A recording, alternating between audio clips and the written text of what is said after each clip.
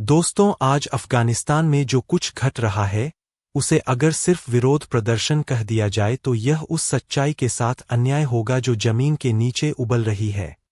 यह किसी एक शहर की नाराजगी नहीं है, न ही किसी संगठन की सुनियोजित चाल। यह एक ऐसे देश की सामूहिक पुकार है जिसने पिछले 40 साल सिर्फ युद्ध देखा है। काबुल से लेकर हेरात, कंधार से गजनी और खस्त तक आज एक ही आवाज उठ रही है। हमें डर नहीं, भविष्य चाहिए। यह नारा किसी राजनीतिक पार्टी का नहीं है। यह उस आम अफगान की आवाज है जिसने अपनी जवानी बंदूकों के साए में गुजार दी और अब अपने बच्चों को वही किस्मत नहीं देना चाहता। आज अफगानिस्तान का युवा खुलकर कह रहा है कि उसे तालिबान की बंदूक नहीं चाहिए। उसे ऐसा सिस्टम चाहिए जहां उसकी पहचान उसकी सोच से बने, ना संगीत कि किसी कट्टर नियम से। और इसी तलाश में उसकी नजरें बार बार भारत की ओर जाती है। भारत आज अफगान युवाओं के लिए सिर्फ एक पड़ोसी देश नहीं है। भारत उनके लिए एक उदाहरण बन चुका है। संगीत एक ऐसा उदाहरण जिसने गरीबी देखी, संघर्ष देखा, आतंकवाद झेला, लेकिन फिर भी लोकतंत्र को जिंदा रखा।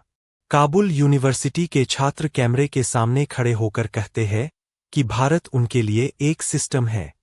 एक ऐसा सिस्टम जहां सरकार बदलती है लेकिन देश नहीं टूटता, जहां कानून चलता है, ना कि बंदूक की भाषा।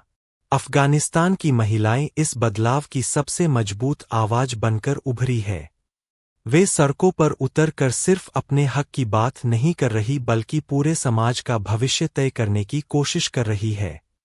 वे कहती है कि उन्हें पढ़ाई चाहिए, बराबरी चाहिए और ऐसी जिंदगी चाहिए जहां हर सुबह डर के साथ शुरू ना हो।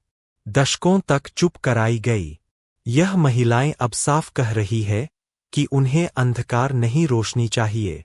बुजुर्गों की आवाज भी आज पहले से अलग है। वे कहते हैं कि उन्होंने पूरी जिंदगी अस्थिरता देखी है। कभी सोवियत सेना, कभी गृह युद्ध, कभी विदेशी हस्तक्षेप और अब तालिबान।